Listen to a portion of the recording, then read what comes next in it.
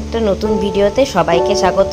Welcome back to my Tanu mixing ব্লগে সকলকে স্বাগত জানাই। আজকে আমি একটা নতুন সকাল শুরু করছি। সেই সকালে হচ্ছে বৃষ্টি ভেজা সকাল। আজকে আমি কিছু রান্না করছি, তোমাদের সাথে শেয়ার করলাম, যেটা হচ্ছে কেঁদুলি ভাজা, চিকেন আর একটু আলু পটলের তরকারি। এগুলো করব আস্তে আস্তে, তোমাদের সাথে সেটা শেয়ারও করব। শেয়ারও করছি, তোমরা সেটা দেখতে থাকো, সঙ্গে থাকো। আজকে ব্লগটা খুব বেশি বড় করব না। তো আজকের ডেটে দাঁড়িয়ে আজকে জানো তো আমি খুব সুন্দর মানুষ চিনে নিলাম, যে মানুষ নিজের স্বার্থ চরিতার্থ করার জন্য মানুষকে খুব সুন্দরভাবে ইউজ করতে পারে, কাজে লাগাতে পারে, তারপরে সেই মানুষটাকে ছুঁড়ে ফেলে দিতে পারে। ঠিক আছে, মানুষকে ঠকাতেও পারে।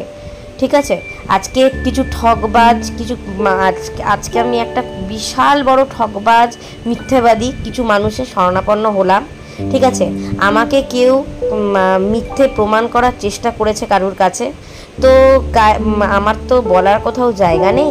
তো তোমাদের ইউটিউব প্ল্যাটফর্মেই আমি বললাম, যদি আজকে ভগবান বলে কোনো জিনিস থেকে থাকেন, ঈশ্বর বলে জিনিস এই পৃথিবীতে যদি থেকে থাকেন, তাহলে ভগবান ঠিক এর বিচার ঠিক করে দেবেন। আমি আমার জায়গায় আমার কাজ নিয়ে আমি ঠিক থাকবো। তোমরা আশীর্বাদ করো আমি যেন আমার কাজ নিয়ে থাকতে পারি। আমি আবারও মানুষকে বিশ্বাস করে, আবারও মানুষের সাথে বন্ধুত্ব করে, আবারও মানুষের সাথে মানে ভালোবাসাগিরি করে আবারও আমি পস্তালাম। যে মানুষ যেরকমই হয় সেই মানুষ সেরকমই থাকে, মানুষ কখনোই পরিবর্তন হয় না। আমি আজকে খুব বড় পস্তালাম। আমি তোমাদেরকেও বলবো গাইস, তোমরাও কোনো মানুষকেই বিশ্বাস করো না। আজকালকার মানুষ হচ্ছে পিছনে ছুরি মারবে, সামনে তোমার পেটে ভালো কথা বলবে, ভালো করে কাজ হাসিল করে নিয়ে তারপরে তোমার পিছনেই ছুরিটা মারবে। ঠিক আছে, তো কাজেই আজকে আমরা সমস্ত কিছু দিয়ে, আমরা সব কিছু দিয়ে করে আজকে আমরাই লুজার হয়ে গেছি। তো ঠিক আছে, ভগবান যদি ঠিক থাকে, ভগবানের যারা আমাদের লুজার করেছে, আমি ভগবানের কাছে কামনা করব তাদেরও ভগবান খুব ভালো করুক। আমি তাদের কখনো খারাপ চাইবো না। কিন্তু আর এ জন্মের ফল একটা কথাই আছে জানো তো, এই জন্মের ফল এই জন্মেই পেতে হয়। তো যাই হোক, অনেক কথাই তোমাদের সাথে বলে দিলাম, এবার তেল দিচ্ছি। তো আজকে আমার মন মেজাজ একদমই ভালো নেই। ঠিক আছে, তবুও আমাকে আজকে রান্নাবান্না করতে হচ্ছে, তবুও রান্না করছি। ঠিক আছে, আজকে আমি ওই জন্যই আমার ভালো নেই। কী ঘটনা ঘটেছে, কী হয়েছে, আমি সবটাই তোমাদের ইউটিউব প্ল্যাটফর্মে আমি সবটাই তুলে ধরবো। কিন্তু যেদিনকে দেখব ভগবান সত্যিকারের বিচারটা করেছেন, আমি সেদিনকে নিশ্চয়ই আমার সাথে কী ঘটনা ঘটেছে সেই ঘটনাটা আমি তোমাদের ইউটিউব প্ল্যাটফর্মে 100 বার তুলে ধরবো। ঠিক আছে, তো যাই হোক গাইস, তোমরা আমাকে ভালোবাসা দিও। আমি মনে করি যে তোমাদের ভালোবাসা থাকলে আমি সমস্ত কিছু জয় করতে পারবো। তোমাদের আশীর্বাদ থাকলে আমি সবটাকেই জয় করতে পারবো। আর আমাকে জীবনে এগিয়ে যেতে হবে, ভালোভাবে থাকতে হবে, ভালোভাবে বাঁচতে হবে। কেন, আমার স্বামী আছে, সন্তান আছে, আমার বাবা আছে, মা আছে, তাদের জন্য আমাকে ভালোভাবে থাকতে হবে। তো আমাকে কে কি বললো, কে কি করলো, কে কি না করলো, আমি কিছুতেই কারোর পরোয়া করি না, আমার দরকারও নেই। তো যাই হোক গাইজ, আজকে আমি রান্নাবান্না করছি। তো তোমাদেরকেও আমি বলবো যে খুব বেশি মানুষকে বিশ্বাস করে ভালোবেসে কোনো কথা তোমরা বলবে না, তাহলে কিন্তু তোমরা পস্তাবে। তো দিয়ে যাই হোক, আজকের ব্লগ আজকের মতো এই পর্যন্তই আমি বললাম। ঠিক আছে, তোমরা দেখতে থাকো। আমি এটা হচ্ছে একদম নিরামিষ করে আর কি আলু পটলের তরকারিটা রান্না করছি, নিরামিষ আলু পটলের তরকারি করছি। ঠিক আছে, হলুদ দিয়ে নিরামিষ করে রান্না করব। তার কারণ যে আজকে যেহেতু নিরামিষ, আজকে যেহেতু রাত্রেবেলা একটু নিরামিষই খাবো, রাত্রেবেলা আর পেঁয়াজ রসুন দেবো না। এটা রাতের ডিনারের জন্য এটা করে রাখছি আর কি, একেবারে তরকারিটাও করে রাখছি। আর আমি মাংস করব, তো কিভাবে করব সবটা তো রোজই দেখেছো আমার মাংস তৈরি করার রেসিপি বা মেনু, আমি তোমাদের সাথে তো শেয়ারই করেছি। তো দেখতে থাকো, সঙ্গে থাকো, সাথে থাকো।